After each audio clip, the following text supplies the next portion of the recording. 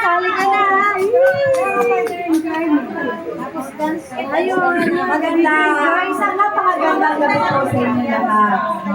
Masaya at magandang gabi ang ating naranasan ngayon. Naalala ko nga po pala, mga 4 na taon ang nakakaraan. Ngayon lang uli na puno ng kasiyahan ng aming lugar. Kaya po kasi nang mamatay yung mother ko, tayo buhay pa siya. Taon-taon, napakasaya ng lugar na to may mga po. Ngayon lang ulit na nagkaroon ng ganito. At nagpapasalamat po ako sa inyong lahat na naririto kayo, nabuhay kayo, maliban sa ilang mga kasamahan natin na meron mga ibang pinagdadaanan. No? Pero kahit ano pa man yun, kailangan natin maging masaya. Kasi yun lang ang magagawa natin ngayon. At ang mga pinagdadaanan natin, dapat piliin natin maging masaya. At welcome po kayo lahat sa aming tahanan. Sana po nag-enjoy kayo. Enjoy po sana sa food.